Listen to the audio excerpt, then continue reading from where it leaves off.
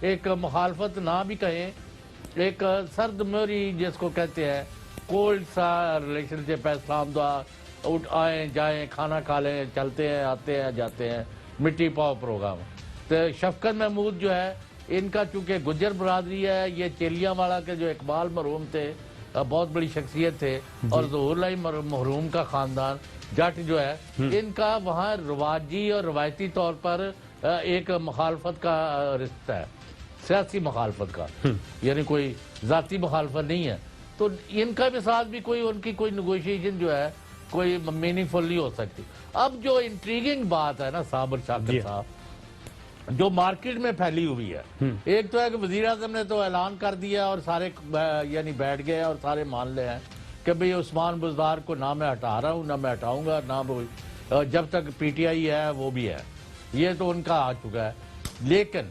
یہ جو جہانگیر ترین کی میٹنگ تھی چودھری صاحبان سے، اور ان کے سارے ڈیمانڈ جو مانے ہیں، اور جو ایم کے ایم والوں کے ساتھ تھی اور ان کے بھی مان لیے تھے، اس سے مسئلہ اور بگاڑ پیدا ہوا ہے۔ عام مارکیٹ میں یہ پھیل گئی ہے کہ جہانگیر ترین نے اپنی خواہشات پر یا حلیفوں کے مطالبات پر وزیر اعظم کو جا کے یہ کہہ دیا ہے کہ وہ کہہ رہے ہیں کہ جی عثمان بزدار کے ساتھ ہم نہیں چل سکتے، تو آپ ہمارا یا ہمارے لیے قابل قبول اور صوبے کو چلانے والا وزیر اعلیٰ دیں۔ اب اس کے بعد جہانگیر ترین جو ہے رات کے اندھیرے میں جہاز پر بیٹھے ہیں، لندن چلے گئے علاج کرانے۔ دیکھیں میری معلومات کے مطابق تو جہانگیر ترین کو خان صاحب نے کسی کمیٹی سے نکالا نہیں، لیکن جہانگیر ترین اس بات پر ناراض ضرور ہوئے کہ ان پر چینی اور گندم میں مال بنانے کے الزامات لگے، اور خود حکومت میں شامل لوگوں نے ان کے خلاف بیانات دیے۔ تو جہانگیر ترین کے جو قریبی ذرائع ہیں ان کے مطابق جہانگیر ترین پارٹی کے اندر موجود دھڑے کی جانب سے اپنے خلاف کمپین چلانے پر ناراض ہیں، جن میں شیخ رشید اور کچھ دوسرے لوگ شامل ہیں۔ شیخ رشید بار بار یہ کہتے رہے کہ شوگر مافیا کے لوگوں نے انہیں دورہ چین کے دوران دھمکیاں دی تھی، تو جہانگیر ترین اسی لیے ناراض ہو کر منظر عام سے ہٹ گئے تھے۔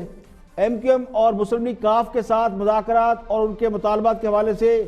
جہانگیر ترین نے اتحادیوں کو کچھ لو اور کچھ دو کے تحت راضی کر لیا تھا۔ اگر گندم کو ایکسپورٹ کرنے اور پھر کابینہ کے فیصلے سے قبل جہانگیر ترین کی طرف سے گندم امپورٹ کرنے کی بات سامنے نہ آتی اور ان معاملات میں جہانگیر ترین کا نام